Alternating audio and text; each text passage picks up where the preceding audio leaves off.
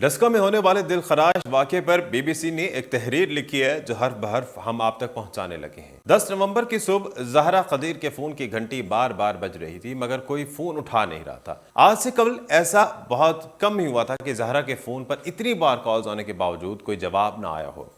زہرا کو سعودی عرب سے واپس آنے کے بعد والد کے گھر سے اپنے سسرال گئے ابھی 3 روز ہی ہوئے تھے۔ زہرا کے والد شبیر احمد اسی سوچ میں تھے کہ انہیں زہرا کے شوہر کا سعودی عرب سے فون آیا اور انہیں بھی یہی بات دہرائی کہ زہرا سے رابطہ نہیں ہو رہا۔ زہرا کا یہ معمول تھا کہ وہ روزانہ دن میں 2 یا 3 بار اپنے والد اور شوہر کو فون کر کے ان کی خیریت دریافت کرتی تھی۔ وہ سعودی عرب میں مقیم اپنے شوہر کو بھی دن میں متعدد مرتبہ کالز کر کے اپنے 2.5 سالہ بیٹے اور اپنی خیریت سے متعلق آگاہ کرتی تھی۔ ایسے میں جب زہرا حاملہ تھی تو ان کے شوہر اور والد کی جانب سے ان کے فون نہ اٹھانے پر پریشان ہونا فطری تھا۔ شاید اسی لیے وہ زہرا سے رابطہ کرنے کی مسلسل کوشش کر رہے تھے، مگر ان کے وہم و گمان میں بھی نہ تھا کہ زہرا کے ساتھ ان کی ساس جو ان کی سگی خالہ بھی ہیں اور نندوں یعنی ان کی کزنز نے کیا ظلم کیا ہے۔ پاکستان کے صوبہ پنجاب کے ضلع سیالکوٹ کے علاقے ڈسکا میں جب زہرا قدیر پر کیے گئے ظلم کا راز افشا ہوا تو پورا علاقہ اس ہولناک واردات سے سکتے میں آ گیا۔ پولیس نے ابتدائی تفتیش میں دعویٰ کیا ہے کہ زہرا قدیر کو مبینہ طور پر ان کی ساس اور نند نے رشتہ داروں کی مدد سے قتل کیا اور قتل کرنے کے بعد ان کی لاش کے ٹکڑے کیے اور بوریوں میں بند کر کے قریبی نالے میں بہا دیا۔ زہرا قدیر کو جب قتل کیا گیا تو وہ نہ صرف اپنے بچے کی ماں تھی بلکہ 9 ماہ کی حاملہ بھی تھی۔ زہرا کے قتل کا علم کیسے ہوا؟ زہرا قدیر کے والد شبیر احمد کو جب زہرا کی خیریت سے متعلق تشویش ہوئی تو وہ فوراً اس کے سسرال گئے تاکہ اپنی بیٹی کی خیریت کے بارے میں جان سکے، مگر وہاں پہنچنے پر انہیں زہرا کی ساس نے بتایا کہ وہ گھر پر نہیں ہے۔ یہ بات شبیر احمد کو کچھ کھٹکی۔ شبیر احمد خود بھی پنجاب پولیس میں بطور اسسٹنٹ سب انسپکٹر خدمات انجام دے رہے ہیں۔ انہوں نے بی بی سی اردو کو بتایا کہ میں زہرا کو کال کرتا رہا مگر جواب نہیں مل رہا تھا، جس کے بعد میں خود ڈسکا چلا گیا۔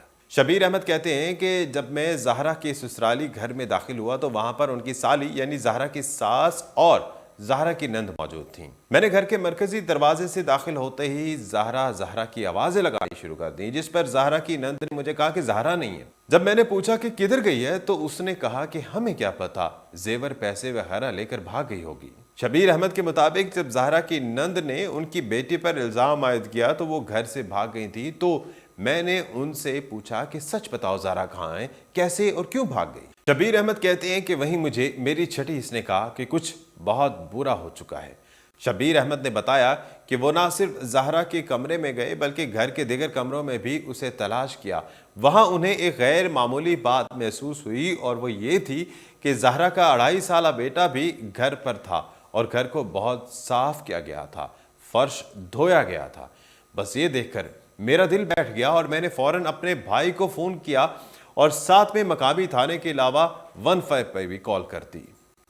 شبیر احمد کا دعویٰ ہے کہ پولیس کو اطلاع دینے کی ایک وجہ یہ بھی تھی کہ ان کی بیٹی کو ماضی میں بھی سسرال میں ایک بار مارنے کی کوشش کی گئی تھی۔ شبیر احمد کو جب اپنی بیٹی سسرال میں نہ ملی تو انہوں نے ڈسکا کے مقامی تھانے میں زہرا کے سسرال والوں کے خلاف اس کے اغوا کا پرچہ درج کروایا۔ درج پولیس مقدمے میں کہا گیا کہ 10 نومبر کو بیٹی کے فون نمبر پر کالیں کی مگر کوئی جواب نہیں ملا۔ سسرال والوں سے پوچھا تو انہوں نے کہا کہ صبح 7 بجے کہیں چلی گئی تھی جبکہ اس کا 2.5 سالہ بیٹا گھر میں ہی موجود تھا۔ درج مقدمے میں یہ بھی کہا گیا ہے کہ اس سے پہلے بھی زہرا کو سسرال والوں نے مارنے کی کوشش کی تھی، اس لیے انہیں خوف ہے کہ زہرا کو اس کی ساس، 3 نندوں اور ان کے ایک عزیز نے غائب کر دیا ہے۔ پولیس نے ملزمان کا 3 روزہ جسمانی ریمانڈ حاصل کر لیا۔ ساس اور نندوں نے اعتراف جرم کیسے کیا تو سیالکوٹ پولیس کے ترجمان وقاص علی کے مطابق جب شبیر احمد کی درخواست پر مقامی پولیس نے کارروائی کی اور مقدمہ درج ہونے کے بعد زہرا کے سسرال والوں سے تفتیش کی، مقتولہ کی ساس اور نند نے انکشاف کیا کہ انہوں نے اپنے رشتہ داروں کی مدد سے زہرا کو قتل کرنے کے بعد اس کی لاش کے ٹکڑے کر کے نالے میں پھینک دیے۔ پولیس ترجمان وقاص علی نے دعویٰ کیا کہ ملزمان خواتین نے پولیس کے سامنے اعتراف جرم کرتے ہوئے اس ہولناک واردات کی ساری تفصیلات بتا دی ہیں اور قتل میں استعمال ہونے والا ٹوکا اور چھری بھی برآمد کروا لی گئی ہے۔ ڈسکا پولیس کے ایک تفتیش کار نے بتایا کہ زہرا قدیر کا قتل پوری منصوبہ بندی کے ساتھ کیا گیا۔ ان کا کہنا ہے کہ تفتیش اور ملزمان کے اعترافی بیانات کے مطابق رات گئے جب خاتون یعنی زہرا قدیر کمبل اوڑھ کر سوئی ہوئی تھی تو ان کی ساس نے ان کو ٹانگوں سے پکڑا، दूसरी खातून यानी नंद ने बाजू से और फिर मददगारों ने मुंह पर कंबल रखकर सांस बंद करके जहरा को कत्ल किया।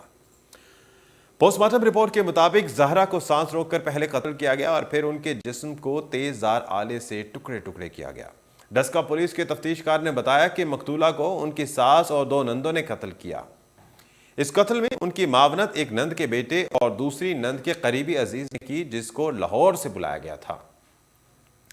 तफ्तीशकार के मुताबिक जुर्म का सबूत छुपाने के लिए मुल्जिमान ने टोके और छुरे की मदद से लाश के 5 टुकड़े किए और बोरियों और प्लास्टिक बैग्स में बंद करके नाले में दूर दूर फेंक दिए। पुलिस के मुताबिक लाश के टुकड़ों को फेंकते हुए ये भी ख्याल रखा गया था कि उन्हें दूर दूर फेंका जाए ताकि कत्ल एक मौमा बना रहे।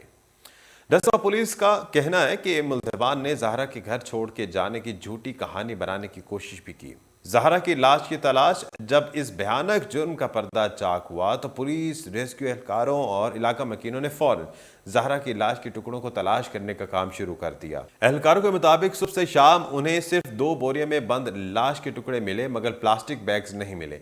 ताहम फिर रात के अंधेरे में भी तलाश जारी रखी गई और आखिरकार कामयाबी हुई। रेस्क्यू एहलकारों के मुताबिक मकतूला का सर और बाजू काटकर अलग अलग शॉपिंग बैग्स में डाले गए थे। धड़ को भी 2 हिस्सों में काटा गया था और 2 बोरियों में बंद किया गया था। ज़हरा कदीर के वालिद शबीर अहमद अपनी बेटी के मुतालिक बात करते हुए बताते हैं कि उनकी बेटी की चंद साल कबल अपने खालाजाद कदीर के साथ शादी हुई थी, जो कि 6 बहनों का इकलौता भाई है और सऊदी अरब में काम करता है। उनका कहना था कि शादी के बाद कदीर ज़हरा को अपने साथ सऊदी अरब ले गया था। वो अक्सर औकात पाकिस्तान आती रहती थी और उनका एक 2.5 साल का बेटा भी है। ज़हरा तकरीबन 1 माह पहले ही सऊदी अरब से पाकिस्तान आई थी। इस दौरान वो मेरे पास रिहाइश पजीर थी और वाक़े से 3 रोज़ कबल वो अपनी सास और नंदों के कहने पर उनके घर डस्का गई थी। शबीर अहमद कहते हैं कि उनकी अहलिया ने उनकी बेटी का रिश्ता अपनी ज़िंदगी में ही अपने भांजे से तय कर दिया था। शादी के बाद कदीर और ज़हरा एक दूसरे का बहुत ख्याल रखते थे। दोनों में बहुत मोहब्बत थी। वो खुद सऊदी अरब में था और अक्सर ज़हरा को भी सऊदी अरब बुला लेता था। पुलिस तफ्तीशकार ने BBC को बताया कि इब्तदाई तफ्तीश के मुताबिक कदीर की मां अक्सर ये इल्ज़ाम आयद करती थी कि मकतूला ने उसके बेटे पर जादू कर दिया है।